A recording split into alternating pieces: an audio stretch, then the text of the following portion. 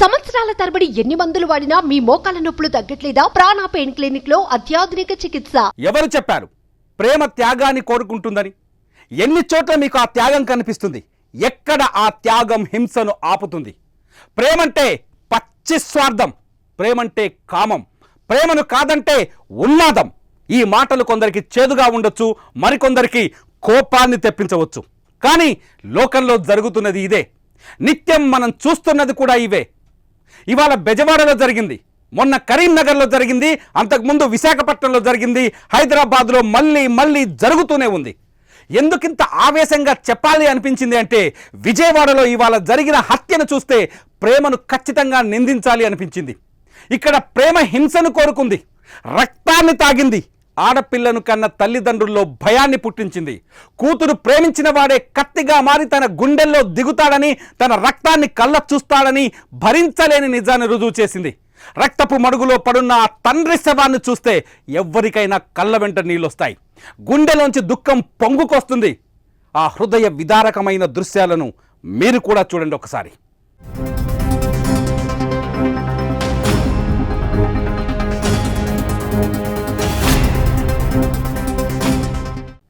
ఏ తండ్రైనా ఏం చేస్తాడు? కన్న కూతురును కాపాడుకుంటాడు.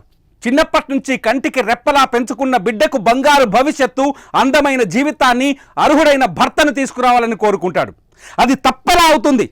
బెజవాడ కృష్ణలంకలో ఇవాళ దారుణ హత్యకు గురైన కంకిపాటి శ్రీరామ్ ప్రసాద్ కూడా కోరుకుంది అదే. తన బిడ్డకు మంచి భర్త రావాలి అనుకున్నాడు. కడుపు మార్చుకొని, కష్టాలను ఓర్చుకొని బిడ్డలను పెంచి పెద్ద చేశాడు. ఎంతో శ్రమ కోర్చి మంచి చదువులు చదివించాడు. అలాంటి కూతురు కాలేజీకి పంపితే ప్రేమించానంటూ ఓ కుర్రాన్ని పట్టుకొచ్చింది. వాడి పేరే శివమణికంఠ. ఆ శివమణికంఠే ఇవాళ ఆమె తండ్రిని చంపేశాడు. ఇది ప్రేమ ఎలా అవుతుంది? అమ్మాయి నిన్ను ప్రేమించినప్పుడు ఆమె తండ్రిని గౌరవించాలి కదా. అప్పుడే కదా ప్రేమకు గౌరవం ఇచ్చినట్టు, అప్పుడే కదా నీ ప్రేమ నిజమైనట్టు. ఆవేశానికి పోయి అన్యాయంగా ఆ అమ్మాయి తండ్రిని బలి తీసుకున్నాడు శివమణికంఠ. ఇక్కడ అతని ప్రేమ కోరుకున్నది ఏంటి? హింసనే కదా. ఇందులో నిజాయితీ ఉందా? రక్తపు మడుగులో పడున్న శ్రీరామ్ ప్రసాద్ డెడ్ బాడీని చూసి మీరే నిర్ణయించండి.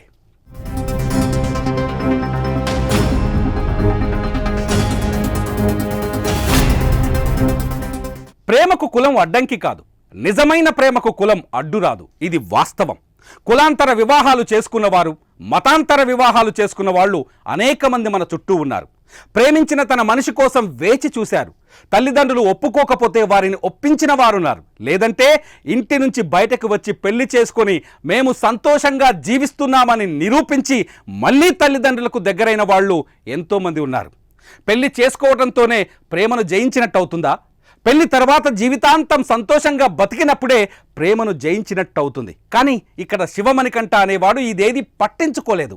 తనను ప్రేమించిన అమ్మాయిని పెళ్లి చేసుకోకుండా అడ్డుకున్నాడనే కోపంతో ఆమె తండ్రిపైనే కసిని పెంచుకున్నాడు. కత్తిగట్టాడు, కడతేర్చాడు. రక్తపు మడుగులో కూలిన శ్రీరామ్ ప్రసాద్ డెడ్ బాడీని చూసి పగ చల్లారిందనుకున్నాడు. కానీ గెలిచాడా? ప్రేమలో ఓడిపోయాడు. ప్రేమను ఓడించాడు. తను ప్రేమించిన అమ్మాయిని కూడా ఓడించాడు. తండ్రి శవం పక్కన కూర్చొని ఏడుస్తున్న ఆ అమ్మాయి కన్నీళ్లను ఒక్కసారి చూడండి, మీకే అర్థమవుతుంది.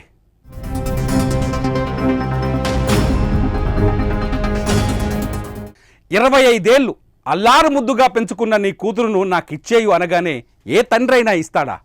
కూతురును అడగడానికి వచ్చినవాడు యోగ్యుడా కాదా అని ఖచ్చితంగా చూస్తాడు కదా.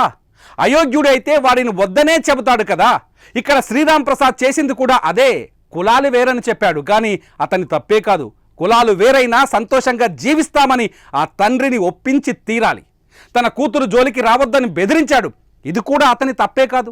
నీ కూతురు నాతో ఉంటే ఏ భయం లేకుండా చూసుకుంటాననే నమ్మకాన్ని కలిగించాలి. నీ పైన నాకు నమ్మకం లేదన్నాడు. ఆ నమ్మకం కలిగే వరకు ఎదురు చూడాలి. అదే కదా ప్రేమలోని గొప్పతనం. అలా ఇంటికొచ్చి నీ కూతుర్ని ప్రేమిస్తున్నానని అడిగితే ఇలా పెళ్లి చేసి పంపుతారా? ఏ తండ్రి చేయడు అలా. శ్రీరామ్ ప్రసాద్ కూడా తన కూతురు సేఫ్టీని చూసుకున్నాడు, అదే కోరుకున్నాడు. అందుకే శివమణికంఠను బెదిరించాడు. ఆ తండ్రి బాధ్యతను పగలా ఫీలైన శివమణికంఠ అన్యాయంగా అతన్ని పొట్టన పెట్టుకున్నాడు.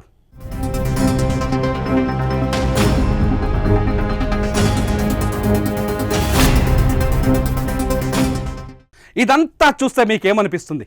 ఇవాల్టి ప్రేమలు త్యాగాన్ని కోరుకుంటున్నాయా, హింసను కోరుకుంటున్నాయా?